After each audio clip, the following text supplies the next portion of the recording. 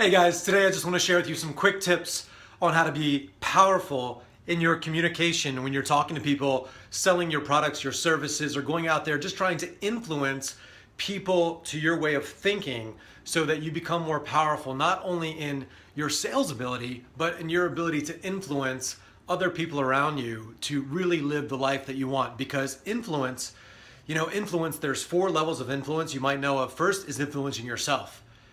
Is with regards to diet. Can you influence your own hands and your legs to move enough every day will determine whether you're fit or fat, whether you're successful or unsuccessful. Can you influence yourself? And if you don't have this core level of influence within yourself, if you've not mastered this self level of influence just about you, it will make your ability to influence someone else not as effective. You won't be as powerful. So you got to own this. It starts with you. When you're living, breathing, if you're a personal trainer and you are fat, it makes you less influential trying to buy people your program because they're like, wow, there's something misaligned, disingenuine, and inauthentic. And today, there's a lot of marketers out there that, promote things. They say one thing and they do another thing. They're disingenuine, they're inauthentic, they're incongruent.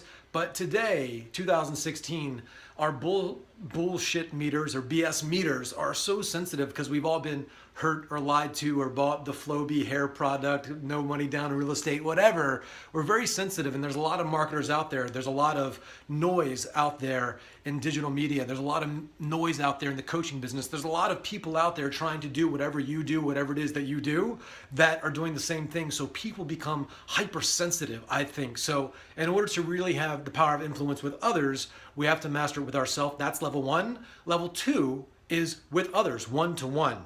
How do you structure your communication in a way that gets people thinking? One of my mentors that I'm sure you know of, a guy named Tony Robbins.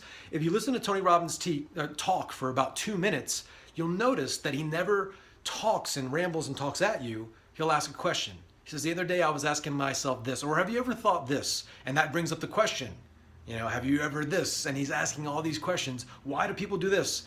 And these questions hook the mind. What do? They hook the mind.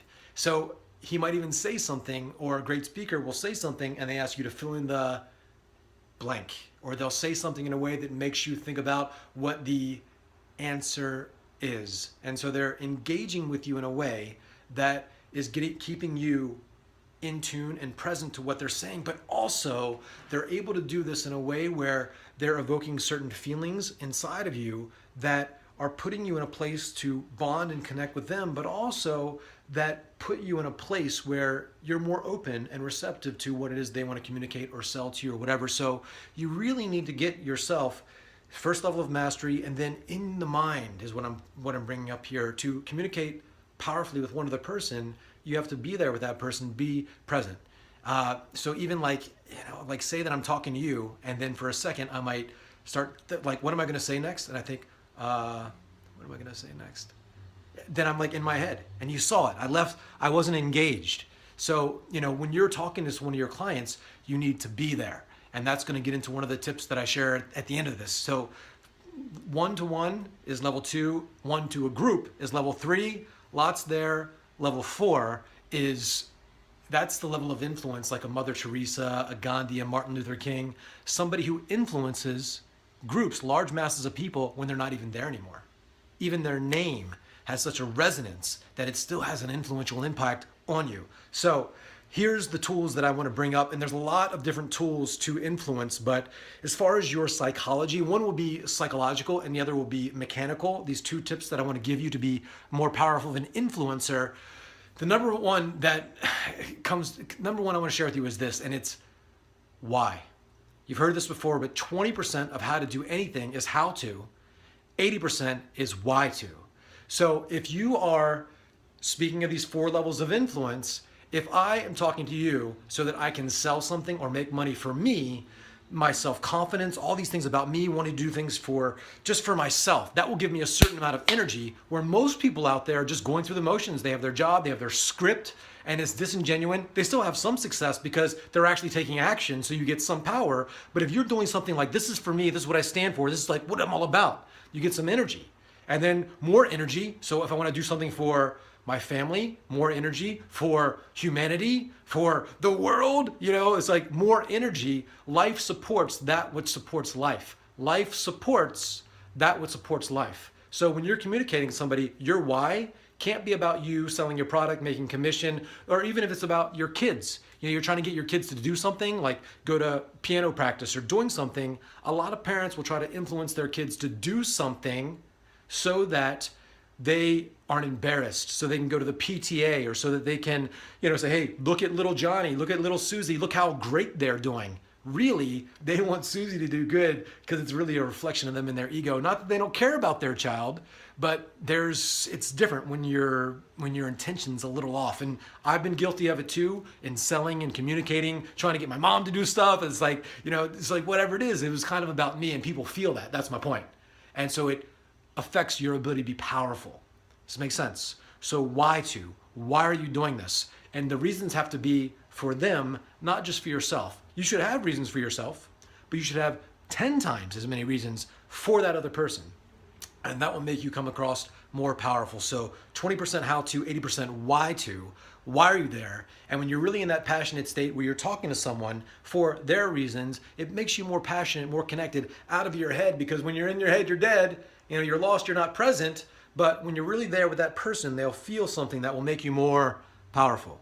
And then the other tip that I want to share with you today, so first is having a strong why, and then the other is mechanical. The other kind of tip that I want to share with you today is simply to get in the habit of training your mouth to say things. A lot of times somebody will ask for a sale. They'll say, my course is $10,000. But now they're thinking like, $10,000 is so much money, I can't believe I'm asking for that. But if you really got yourself associated, like of the value that your course could provide for somebody, $10,000, this person's probably wasted $10,000 on that. They've wasted all this money. I know. So you really get yourself into that place where you feel like you're helping them by saving them $100,000 by getting them to invest $10,000. But also, just you mention things like, hey, it's $10,000. Hey, or it's just $297, or it's just $1,000. Whatever it is. So whatever that thing is that you're doing, that you're trying to influence, that closing conversation, get yourself in the habit, the mouth linguistics, where you're saying it all the time. Because I see a lot of people make their offer and they tense up, their throat closes up, their breathing changes, they get inside their head, they're like, it's $5,000, $10,000? So they kind of shrink. They're not expansive as they're asking for the money. And people do things for an emotional reason, and then they justify it with logic. And so we want to get people into the proper emotional state in order for them to buy into what we're saying, but that will only happen if we're in the right emotional state ourselves. It translates something. So having the habit of saying these things over and over and over and over again, your pitch, your ideas, it starts to condition that scripting where, it's not just mechanical for you, but you're thinking of how you want to say it. You've got some artistry to it, and you're communicating more powerfully what you're putting out there. So get in the habit of conditioning yourself so it's not this tense moment at the end. Get comfortable in delivering that, and it'll make other people feel comfortable about what you're offering. Know why and condition the mechanics. I'll see you next time.